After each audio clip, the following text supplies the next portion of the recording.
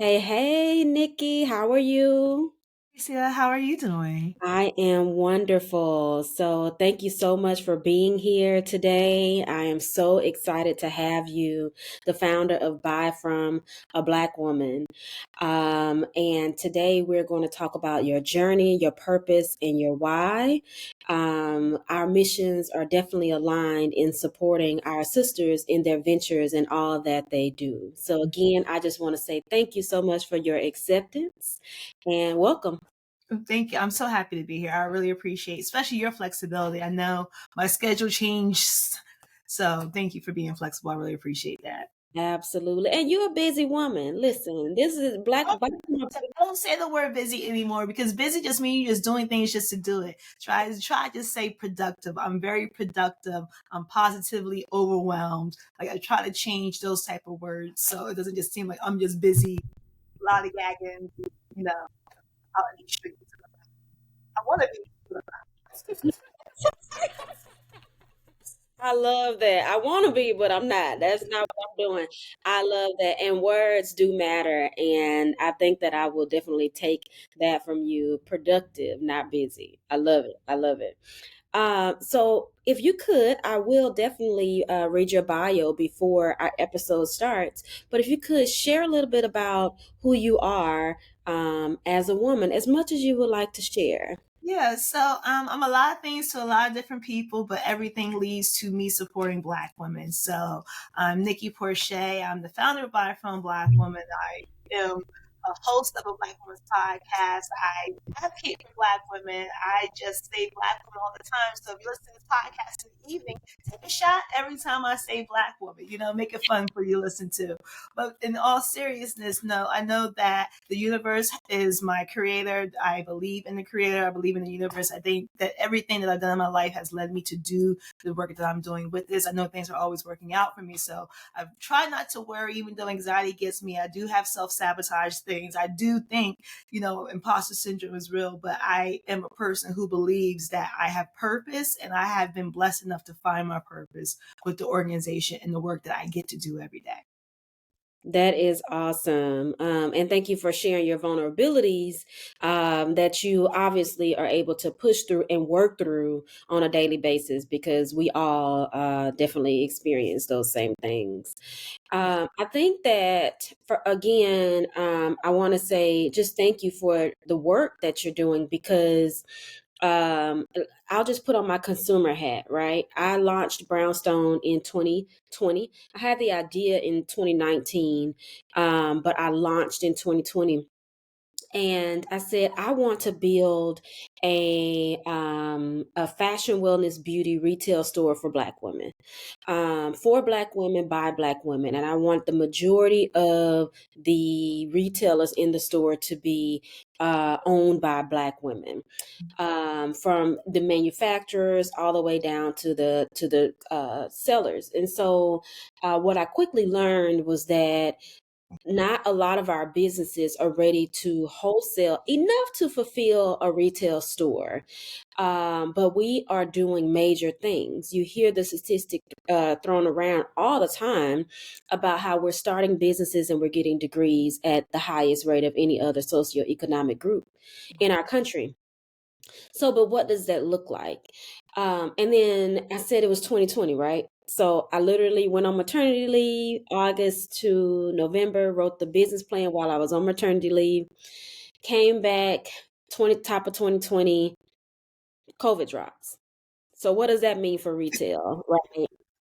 Whatever you thought you knew, Right, right. you don't know nothing. So then after kind of going under, under a rock and praying and asking God what to do next, I decided to build a digital platform as much as possible, which is editorial, educational focus as well as experiential.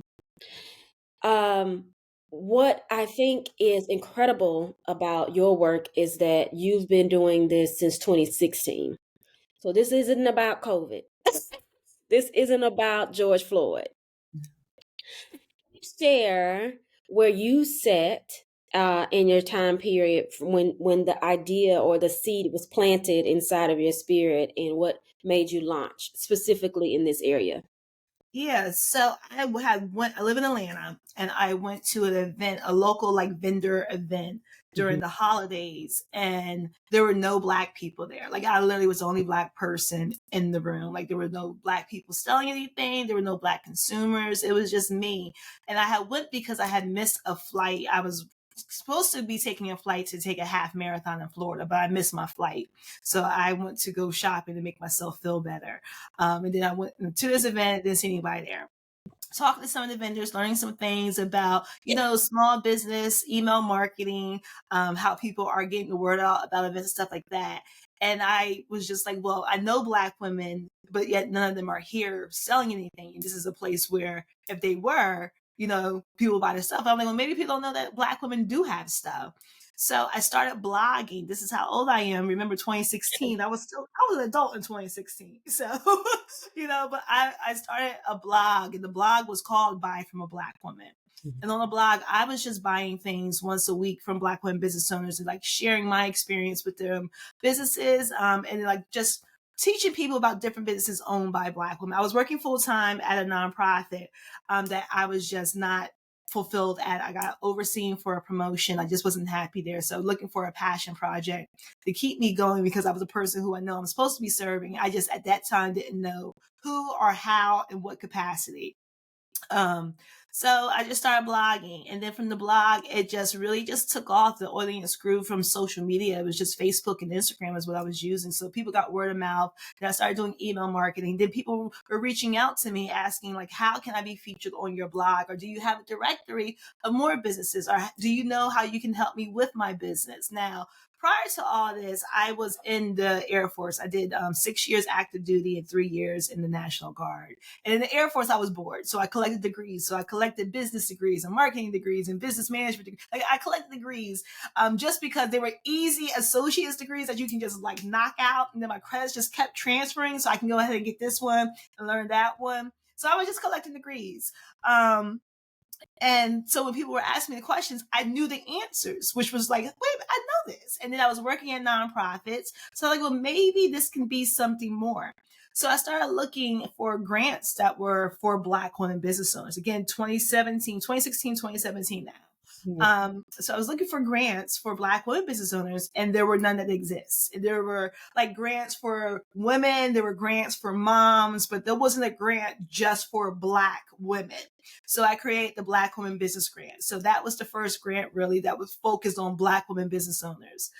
So we created the grant, and prior to that, like I filled out the nonprofit paperwork and all that jazz. And on a day where I was calling the first grant recipient, I received the mail from the IRS let me know like the nonprofit was, an actual nonprofit. So I took that as like that's what this is supposed to be. I got fired from the job because they was like, oh, this could be racist. So I had about 5 months from being fired from that job until the new school year started. So then I was like, well, I'll just use this teaching degree I collected and be a school teacher. So through Hey, all that, I went to Essence for the first time as well, gave out the grants. We had a couple programs, and then I was teaching full time and working on the organization part time. So then it just turned into stuff like as the organization was growing, I was growing, I was learning, I was reaching out to more people, and things were happening. In 2018, 2019, I had decided that would be my last school year teaching. I was like, I'm doing a lot of stuff is happening. That whole school year, like I used up my leave. I was missing days because I was speaking events or other network events because they wanted me in a place, right? So that was my last full year teaching. And that year was a growing year because I was only focused on the organization. So I lost friends. I, had falling outs with people because I wasn't going anywhere because I had to save my money because I just didn't know. I had a son as well. I still have a son. He's still with us. mhm. I have a son. So it was just me just focusing on that. And then when the next school year came around, it felt weird because I wasn't getting ready. I wasn't preparing for anything. I was just working for myself full time. And that was the first time in my life I ever did that, where I was just a full time entrepreneur, business owner. All I have is this. And each month it just kept getting better. Like, obviously, I'm still here, right? So Yeah. it's just like, we didn't miss any meals. Nothing got turned off. I was never homeless. I was able, and then, it was just going, going, going. And then COVID happened. Yeah. So now I'm like, well, fuck, what are we gonna do? Mhm. But then because things are always working out for me, unfortunately we were forced to be still in the house, but fortunate that allowed people to see what is happening to black people, the black women in America. So they was forced to sit and deal with it and see it, and in turn the social justice uprise happened, and a lot of the corporate organizations started reaching out to small businesses, to organizations. So we were able to do a lot of work through all of that, which helped sustain and grow the organization, grow the network, grow the business. And one of our biggest partners today is H&M, the retail company, where we do go around the country, bringing awareness to Black women businesses inside their stores and doing program and events and stuff as well. So that's like the cliff notes of 2016 to today. That is awesome. That's awesome. You basically followed your passion. Like you said, you Mhm. followed it and you continue to uncover, needs. Can you share what did you start to learn about, right? Because one thing I heard, you're an advocate, you're a servant, you're a shepherd for this cause, but you also are a Black woman, female entrepreneur. And so you have your own, story happening in the mix of this as you advocate for us, which is, again, very admirable. What have you learned about Black women entrepreneurs since that time, from 2016 to even, 2020? What have you learned about our stories as entrepreneurs? Yeah. I always say one thing that's fortunate, but also a disadvantage is our name is By from a Black woman. So you're never surprised when a Black woman shows up. You're never surprised about what we're getting into the room to do, right? We want you to buy from Black women. So, like, that's one thing that has kept me protected, but also probably made sure the doors that I would never walk into anyway stay closed, because they know exactly who they're dealing with. With that, it has allowed Buy from a Black woman to be an actual safe space for Black women business owners and the people who support them, right? Because they know, like, hey, oh my goodness, how audacious to call it Buy from a Black woman. I know she's for Black women. It's not BIPOC, it's not women of color. Like, it's Black women. And you can see that in our language. You can see that in our writing. You can even see that with everything that comes. We are focused about Black women being seen, heard, and supported. So with that, we get to hear, see, and support all type of Black women business owners. And we've had great stories. We've heard terrible stories. We've had terrible things happen to us. We've had great things happen to us, right?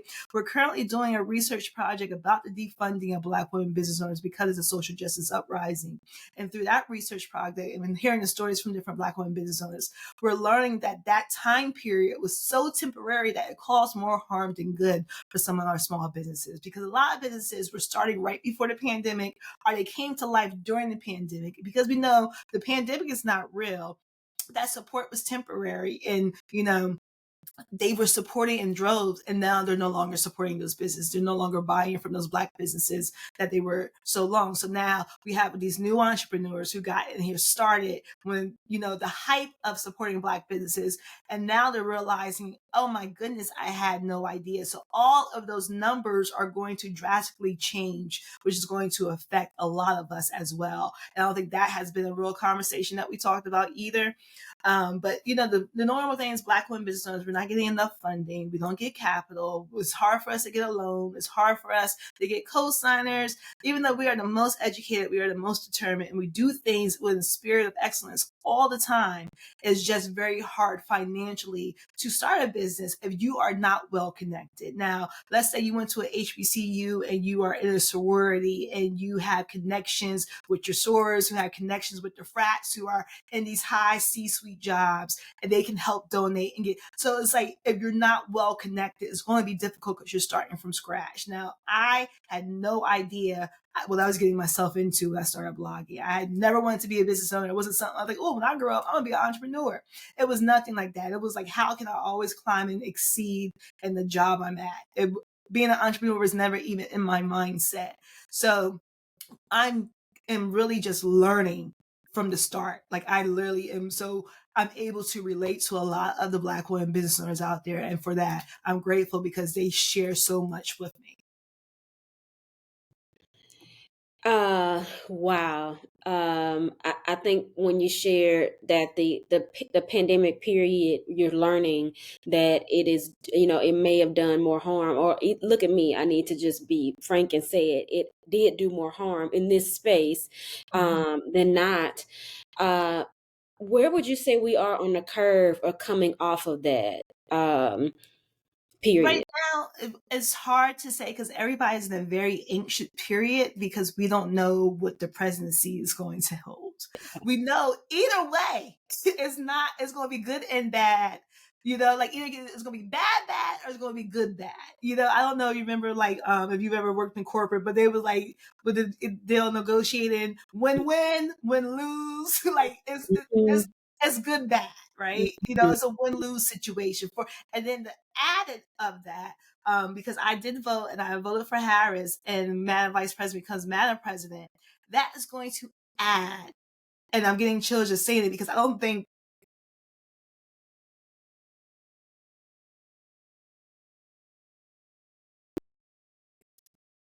having a black woman be president is going to be something that we can be so proud of. But the discrimination that black women are going to face, the passive aggressiveness, the harassment, the racism that the everyday black woman is going to face as a result is so heartbreaking because it's a time of celebration. It's a time where we're supposed to be joyful and happy and cheerful. So you feel in your spirit, Nikki, that this will be elevated because we already experience Yeah. an enormous amount of microaggressive behavior. We're the most disrespected group. So you feel in your spirit that it'll be elevated. Because just think about it.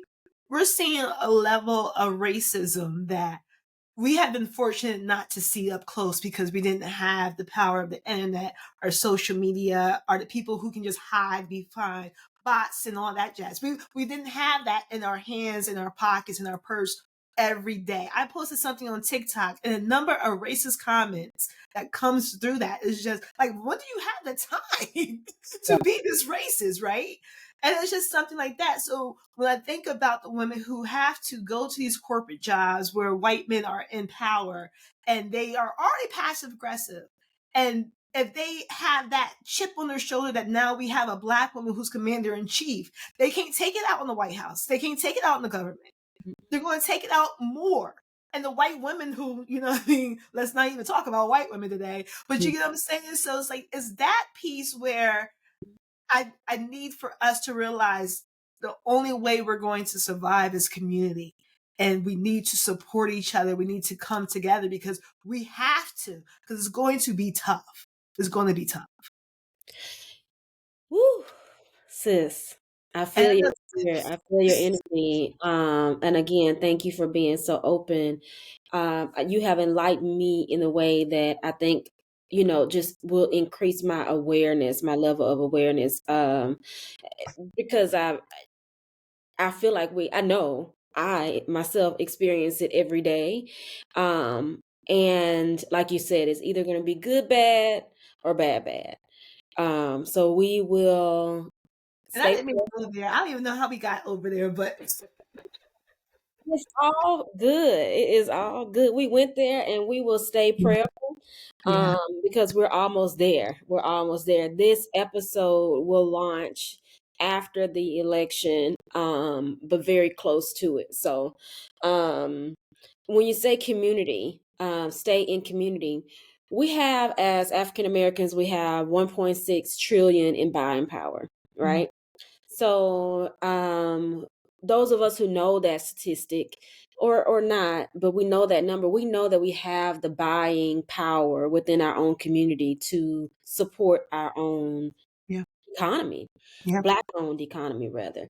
Um, what are some of what would you like to see Uh, uh, in the coming years to help some of our businesses elevate? I'm supporting them, buying from them. There's Yeah. literally black people. And I'm not just going to limit it to just black women, right? Black people, black business owners. We literally have everything from tires to air that you want to put in your balloons for a party. Like there's really no excuse not to support or buy from Black businesses, especially as a Black person. And I know that sounds like, well, I'm a Black person. Why do I only have to? Because you know how Black people have been treated in this country. You know firsthand how you are treated as a Black man, as a Black woman. So if you can help empower someone in your community, why would you not do that? Why would you not say, oh, this is a Black business in my neighborhood? Let me make sure they stay open because I know what it means to be a Black business. Let me go support them. Why is that the first thought out your head? Not, oh my goodness, here goes this Black business. They probably got terrible service. Like this is a Black business who was courageous, who went through everything to start a business. And your mind doesn't go straight to support. Your mind doesn't go straight to this is my community.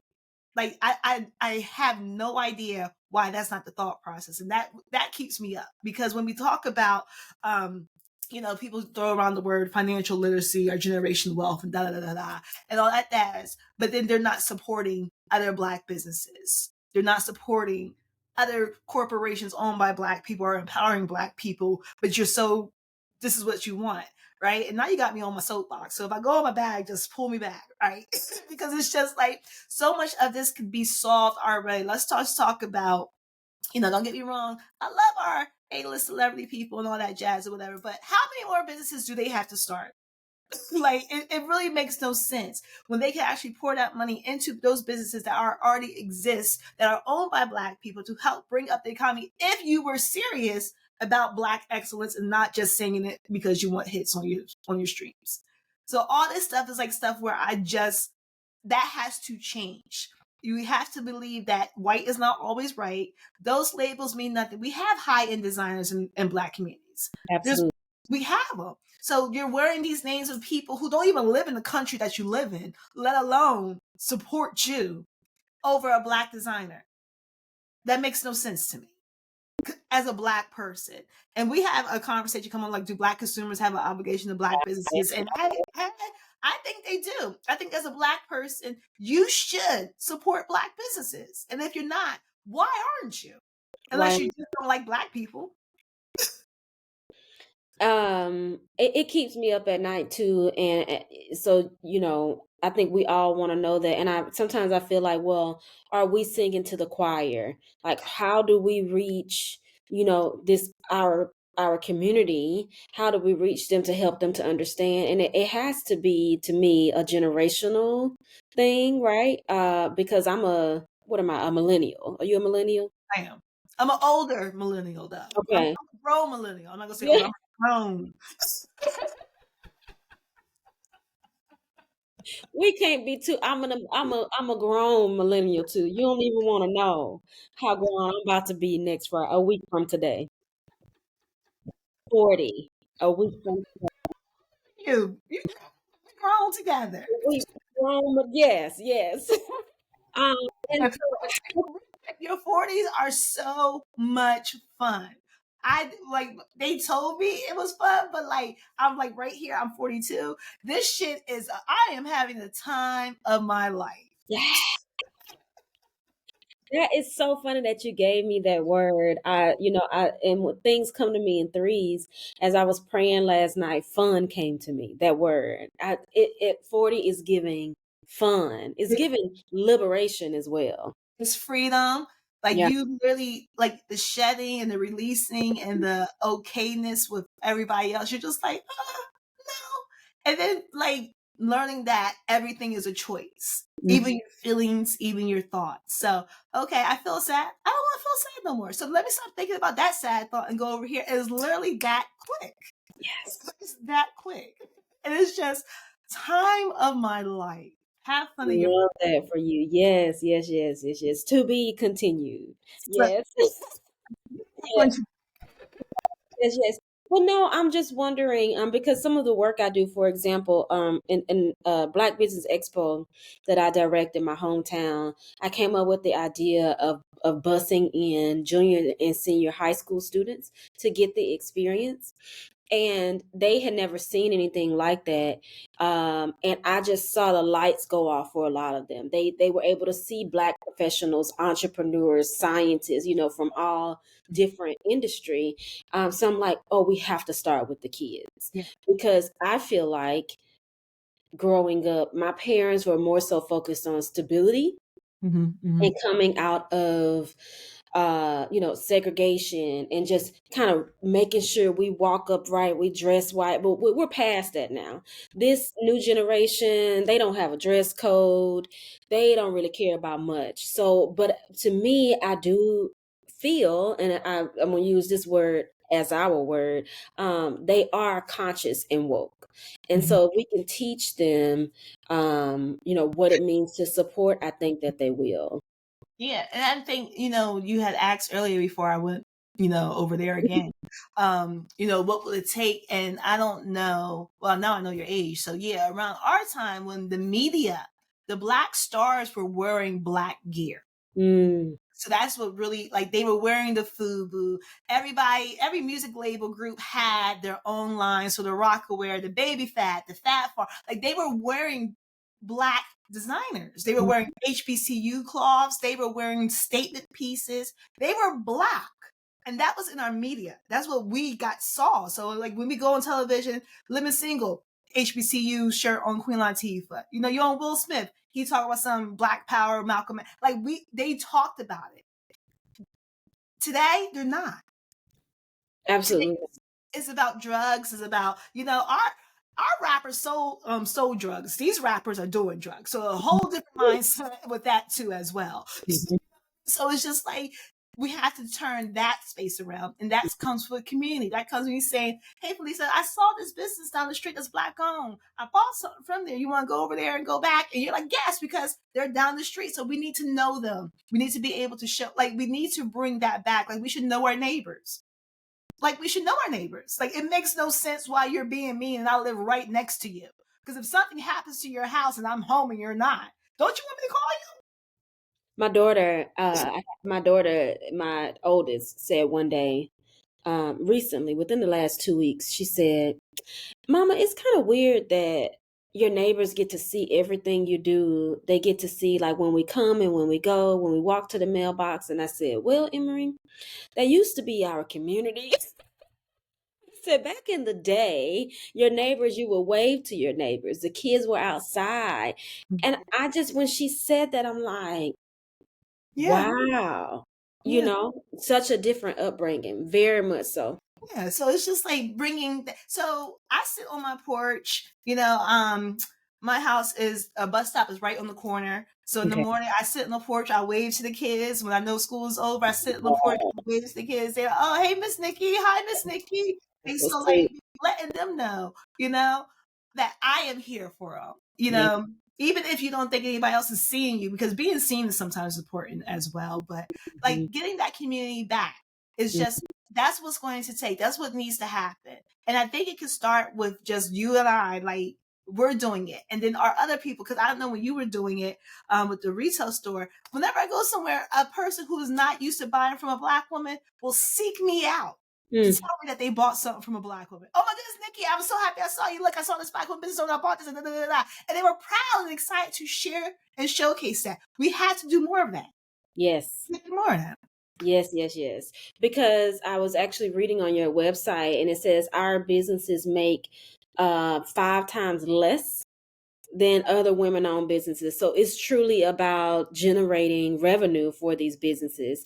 And what I also love about your platform is that you specifically focus on commerce businesses. In your directory, you also have some, service-based businesses as well. But I think commerce is important because sometimes we start a lot of nonprofits, we're doing all these other things, but we walk into stores all day long. Every day, you can go into a mall. I was in a fashion space, and it would just really irritate me that you can walk into huge malls, gallerias, and not one store be owned by African Americans. So I really want to talk about the development of your directory, Mhm.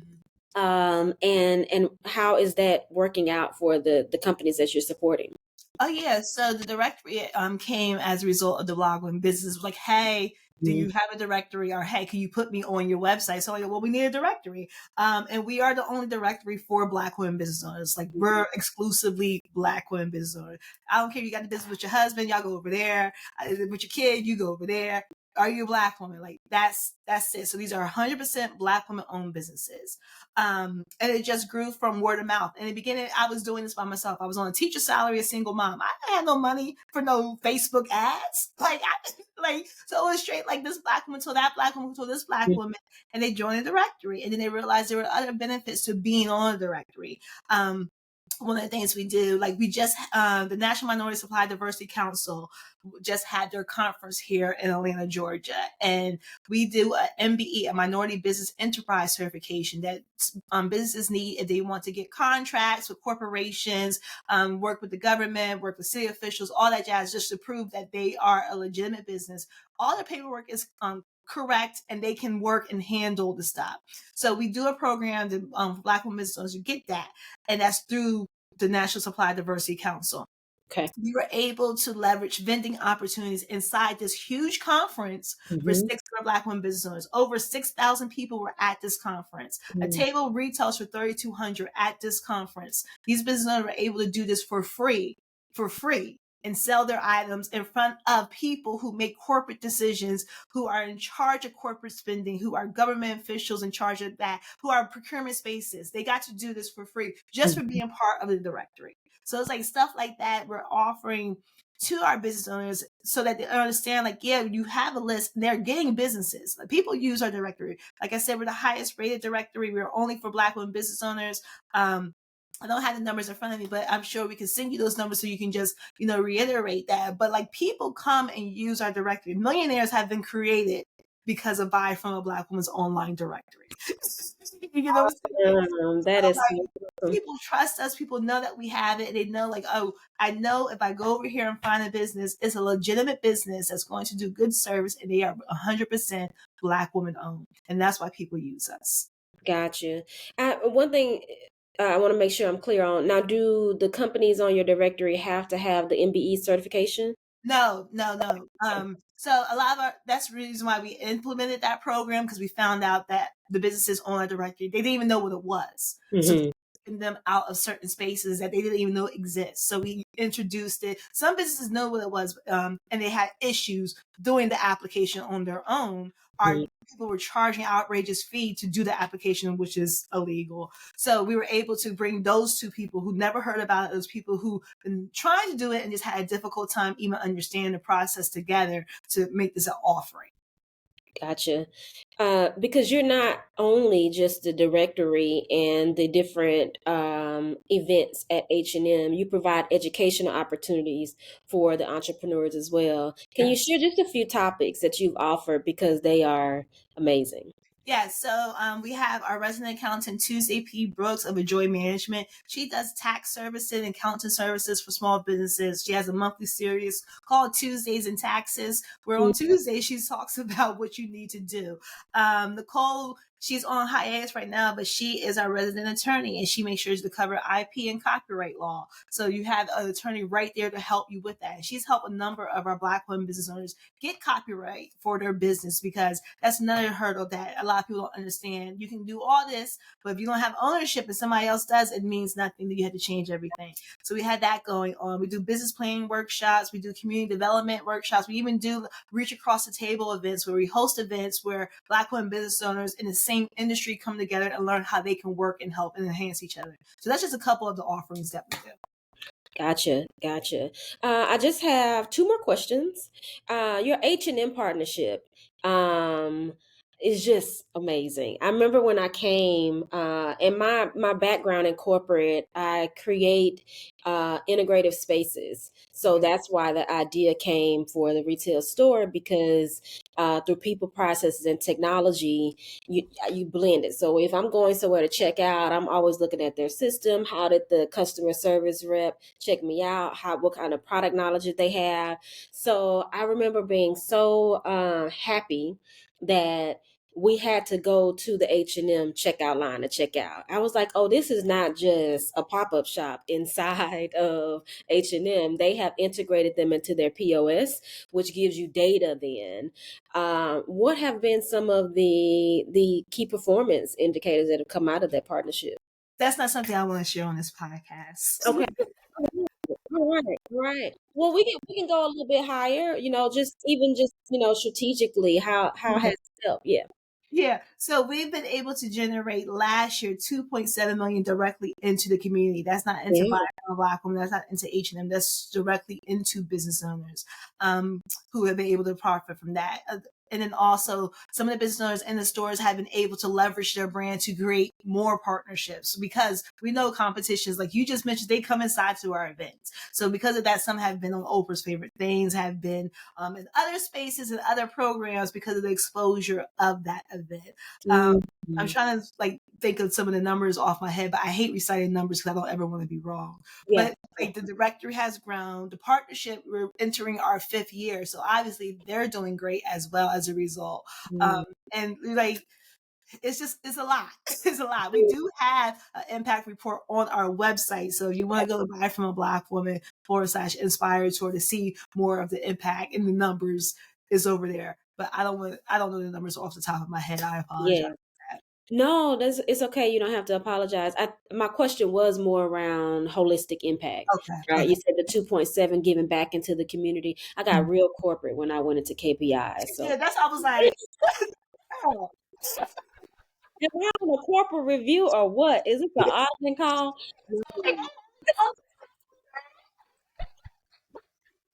Thank you so much for sharing that.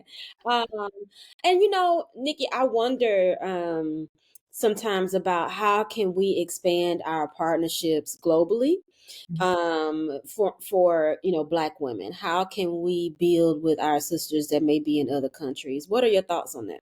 Yes, so oddly enough, we expanded to Toronto over the summer, and we're going back for the holiday market, but we are expanding in all of Canada. We have a partnership with the Black Canadian Chamber of Commerce to help them develop their women business centers as well. So as we expand, we're learning how we can expand in other markets like that too.